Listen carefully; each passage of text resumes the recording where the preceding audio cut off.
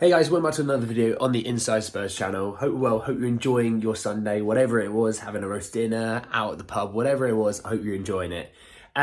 We got a video really talking about the Frank Kessie situation today. We got a little update around Ashley Phillips, Tosin Adara Bio, and also a potential new owner. Some of you have seen it, some of you haven't, and it might shock you.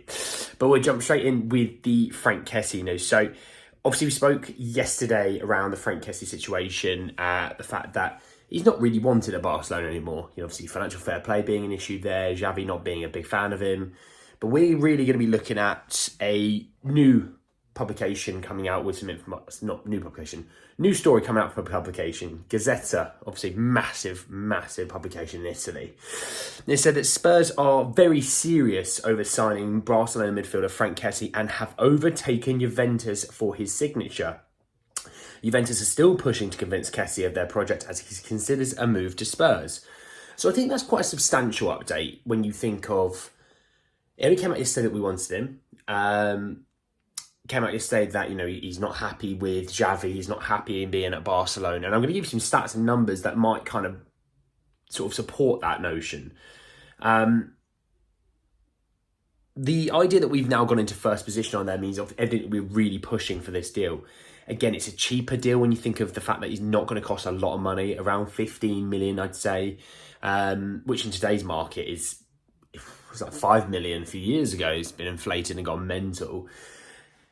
I've always sort of said a piece on Frank Kessie, how I'm not sure he fits the system. I do think he's a good player, but I don't know if he fits this system. I mean, had it been a year or two ago, I'd been like, absolutely fits the system, will be good, really happy with that idea of signing him. Not as much now. Obviously, I would love to be proved wrong. If I get proved wrong, two things that come out of it, and I win both ways. One, I get proved wrong and he plays unreal and Spurs are quite good for it, so I win from that regard. Or two, he doesn't suit the system, I look like a genius. So it's always that weird one. You've been in that situation before as a person. You're a winner for that. But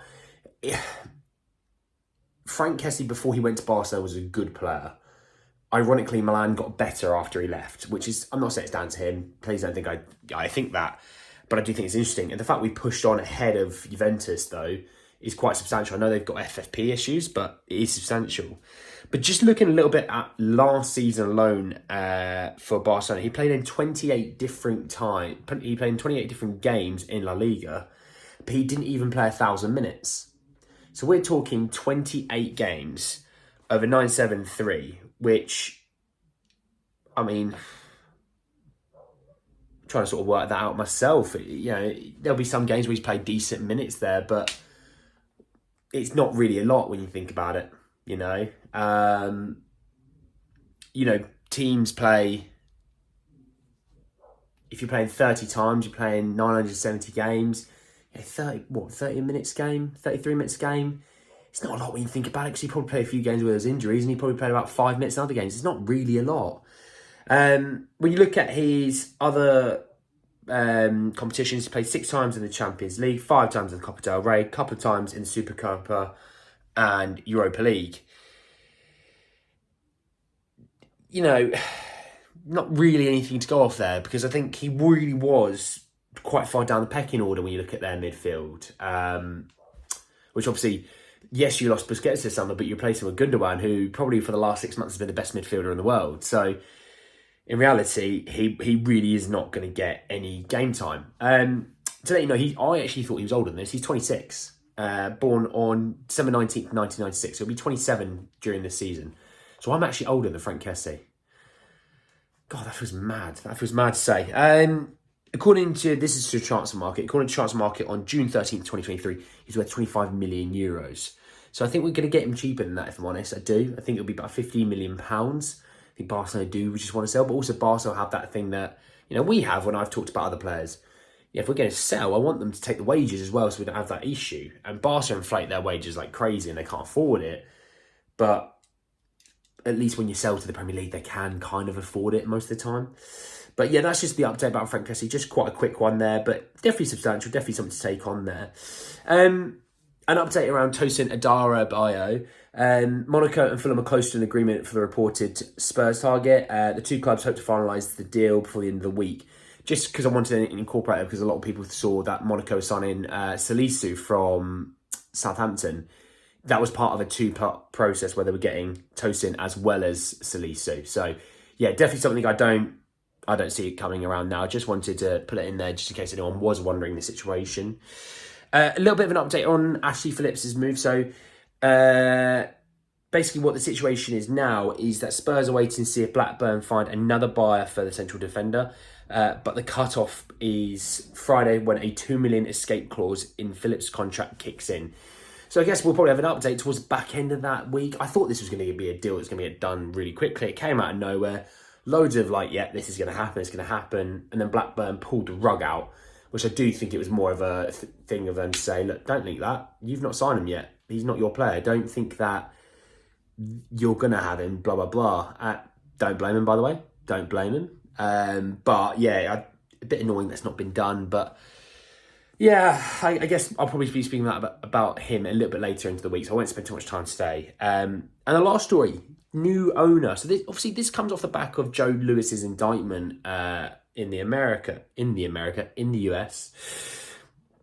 So, give you an update around this. Oh, Joe Lewis is so hard done by. I've just read that he's had to give up his private yacht, and he can only use his private jet in the US if he gives notice. Oh, my heart bleeds.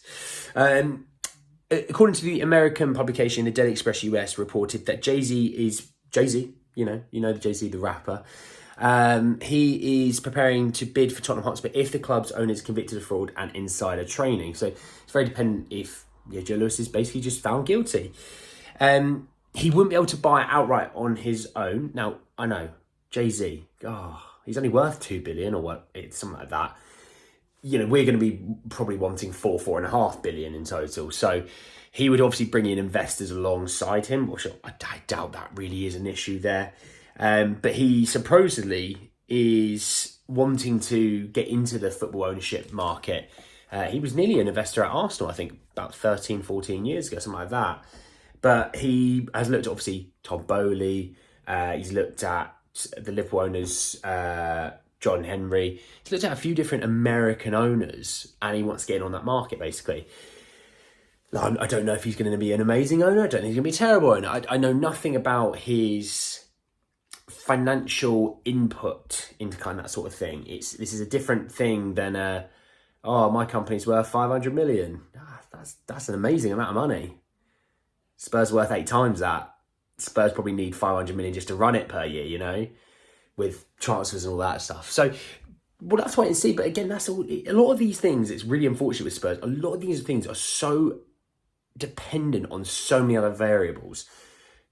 Obviously, with Jay-Z, is our owner going to be convicted? Is he going to be indicted and then convicted and then sent to prison? Is situations within the midfield like Højbjerg or Lo Celso and Ndombele, is that dependent then on what happens with Frank Kessie?